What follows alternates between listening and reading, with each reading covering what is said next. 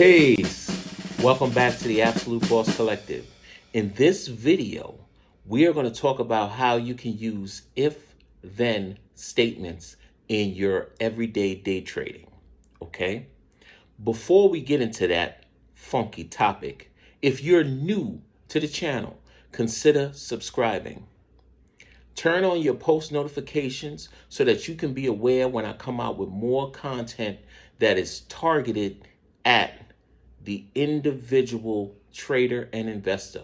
Those of you who are in the streets who want to learn how to take it to Wall Street, okay? Make sure, most importantly, you sign up for my $500 challenge. At the Absolute Boss Collective, I'm giving away $500 when this channel reaches 1,000 subscribers. So make sure you share this video to all your friends, family, co-workers, even your enemies, all right? Now, without further ado, let's get right into it. Okay, if-then statements. You might ask, what is that? It's a programming language that's used in computer science, okay? It sends commands, okay, or the program is written with commands so that the program can handle different decisions, okay? Now, the major disadvantage that you have if you want to become a trader is that you are human. You have emotions, you have feelings, you have such as fear and greed. So a lot of times this will, throw a wrench in the game because instead of us executing on a good trade, we're caught up in our feelings and our emotions surrounding the trade, okay? Which is mainly based on money. You know what I'm saying? You're scared of making money or you're greedy and you want to make too much money, okay? So if you put together some if-then statements, they could be used as a guideline to help you in managing through the trading day, okay? So what I'm going to share with you, okay, the profit people out here in YouTube land and all over the digital world or digital space or metaverse, as they would say at Facebook, I'm going to share some of my personal if-then statements that I use that have helped me become a better trader. So let's get right into it, okay? Number one. Oh, by the way, this is proprietary information. So if I catch y'all out there bootlegging my style, I might run up on you. No, I'm just playing. It's each one teach one over here. Number one, if winning trades eclipse losing positions, then close or roll losers into higher probability trades. If anything that I'm saying is confusing to you, then get a pen, get a paper, write down some questions and leave them in the comments so I can clarify for you. Number two, if option positions are flat, then close or roll into risk-averse positions. If daily proceeds exceed overhead, then buy a dividend stock in retirement account. Number four, if after executing on numbers 1 through 3, there are funds remaining, then invest, trade, or park money in stocks that I'm holding in order of performance.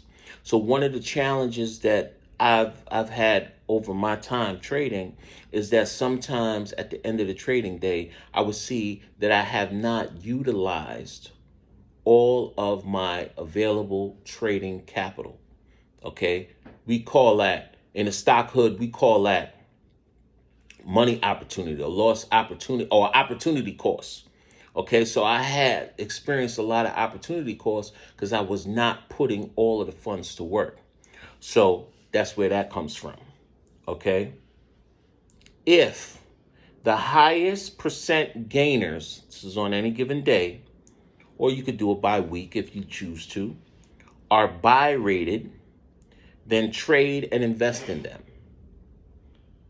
If the trading day is flat, then trade stocks in play to manifest I have a, you know, amount that I would like to earn off of each share that I trade. Okay. So that's where that came from. Okay. So, you know, if my general trading strategy is not going as I would like it to, then I'll look at some of these other stocks or the stocks that are in play that day that are moving and try to scalp trade them for 10 cents, 25 cents, 50 cents, whatever. You do that over a good amount of shares, you can make a decent profit for that particular day. Okay, but you got to be on point. You got to know what is out there, what's in play right now, what's moving. Okay, and sometimes that's a little tricky because you don't necessarily know the mannerisms or behaviors of that particular stock. Okay, if penny stocks trades yield profit, then reinvest with profit only. So this is one of the things with penny stocks. A lot of them are pump and dumps. So you can trade it in and out, right? But not the same like a well-established company. So with these penny stocks, you may be trading them, right? Let's say you start buying at 50 and you flipping it 50 to 70 to 80 to $1, right? Now it goes to $1.10. You might buy at $1.10 and it might drop back down to 70. So now you see how you're caught in that. So what I discovered was to, you know, trade what I trade. And then if I'm going to reinvest and keep playing that, then I'm going to play that with the profit. So I retain my initial capital and then I'm just playing with the house money. Okay.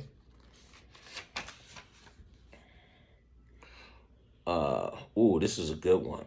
If market moves allows closure of several index hedges, then reduce market exposure by buying lower cost options. If option trades are slow, then use cash breakdown as a guide to trade stocks. Sometimes the options are not the play. For instance, when volatility is too high, you know what I'm saying? You're going to wind up paying too much.